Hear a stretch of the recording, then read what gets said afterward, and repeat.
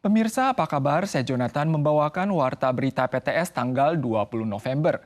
Sebuah operator para layang di Kabupaten Hualien diperintahkan untuk berhenti beroperasi setelah seorang turis wanita berusia 27 tahun jatuh dan tewas akibat gesper pengaman yang longgar saat melayang. Setelah mengumpulkan bukti, pihak kejaksaan menyatakan bahwa instruktur bermarga Y terlibat kriminalitas kelalaian yang menyebabkan kematian dan diperintahkan membayar uang jaminan sebesar 50.000 dolar Taiwan. Pengalaman melayang di angkasa sambil menikmati keindahan garis pantai dengan parasut adalah pengalaman para layang yang menarik di Hualien. Namun pada tanggal 18, seorang wanita bermarga Xiao berusia 27 tahun yang ditemani seorang instruktur dalam pengaraman terbang jatuh dari ketinggian 10 meter dan meninggal dunia. Kecelakaan ini diduga disebabkan gesper pengaman yang kendor. 第一时间已经发现人已经半挂落的时候，这第一个就是他们没有检查安全背带。 Pacar almarhum menuduh pelaku usaha melakukan penerbangan tanpa memastikan 6 gesper pengaman terpasang dengan baik. Setelah terbang 1 menit, instruktur Y melakukan pendaratan darurat karena menduga gesper pengaman dudukan parasut kendor. Y mencoba menarik tali untuk lebih dekat ke lereng gunung, namun sudah terlambat untuk mencegah kecelakaan. Pelaku usaha menegaskan instruktur Y memiliki lisensi yang memenuhi syarat dan memiliki pengalaman terbang lebih dari 30 tahun. Mengenai penyebab kecelakaan, pihak berwenang akan membentuk tim investigasi untuk menyelidiki di TKP dan kasus akan ditindak atas hukum kelalaian yang menimbulkan kematian. Dinas Pendidikan Hualien juga menemukan pelaku usaha belum mengajukan izin usaha sehingga ia harus menghentikan semua operasionalnya. 在检查扣环的过程当中是不能有其他的异物，或者是有土有沙子都不可以有，所以我们在检查的时候我们是用手去拉它，100%是牢靠的。 Instruktur para layang yang lain menyebutkan pemeriksaan berulang pada gesper pengaman kaki, pinggang, dan dada sebelum terbang sangatlah penting. Ia mengimbau masyarakat untuk memilih pelaku usaha yang berizin dan instruktur berlisensi untuk menjamin keselamatan penerbangan. Cuaca dingin dan perbedaan suhu drastis antara siang dan malam akhir-akhir ini mudah menyebabkan penyakit kardiovaskular. Kepala Bidang Kesehatan Mulut pada Kementerian Kesehatan dan Kesejahteraan meninggal di usia 56 tahun pada dini hari kemarin akibat penyumbatan pembuluh darah yang diduga disebabkan oleh cuaca dingin. Dokter mengingatkan bahwa gejala ini adalah penyebab kematian di kalangan warga Paruh Baya dengan tingkat fatalitas mencapai 20%.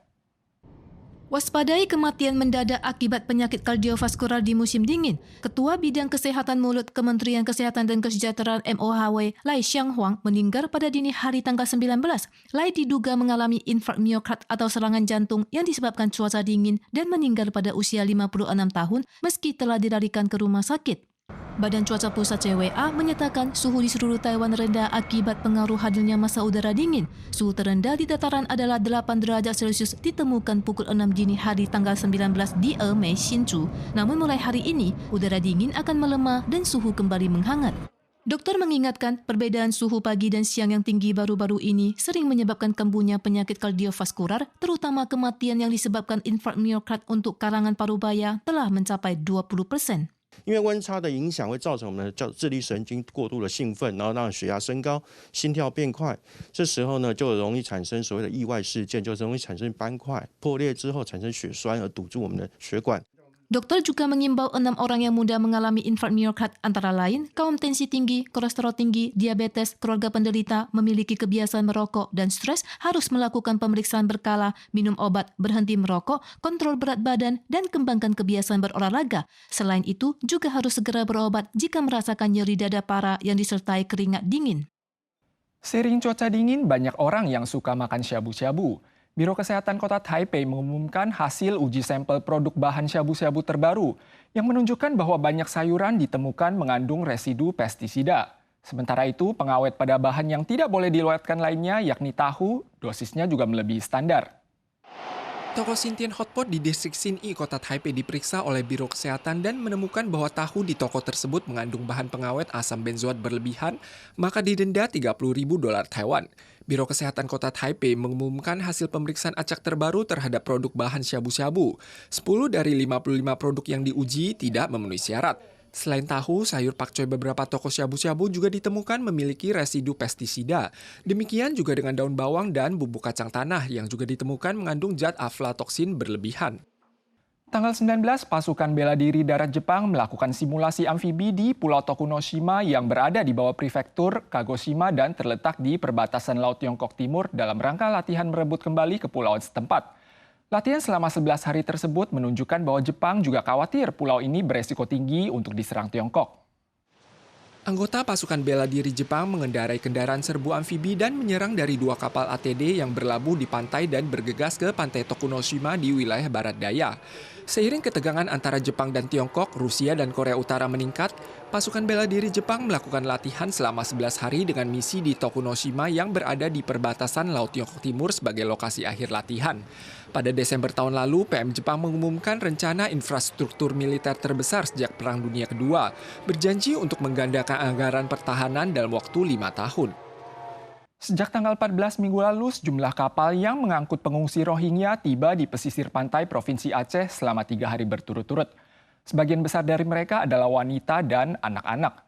Namun munculnya pengungsi yang hampir mencapai 600 orang dalam waktu sekejap ini memicu reaksi dari warga setempat.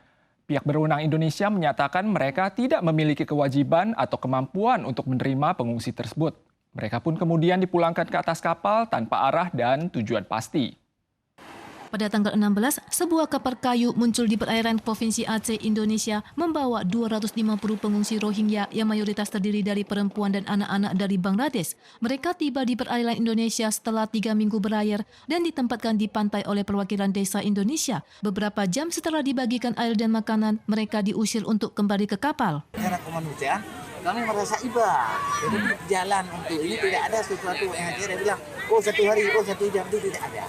Sejak minggu lalu, telah ada 3 kapal yang membawa total 600 orang Rohingya yang berlabuh di pesisir Aceh. Pengungsi kapal yang tiba sebelumnya ditempatkan di tempat penampungan sekitar. Namun penduduk dari berbagai desa di Aceh mulai protes. Orang Rohingya yang duduk di pantai terlihat kebingungan dan ada yang menangis saat direkam. Please protect them and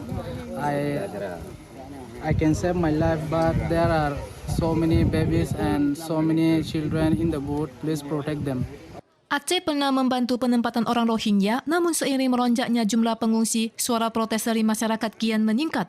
Pada tanggal 14, Kementerian Luar Negeri RI menyatakan bahwa Indonesia bukan anggota Konvensi Internasional tentang Pengungsi, sehingga tidak ada kewajiban dan kemampuan menerima pengungsi dan juga tidak bisa memberikan solusi permanen bagi mereka di masa depan.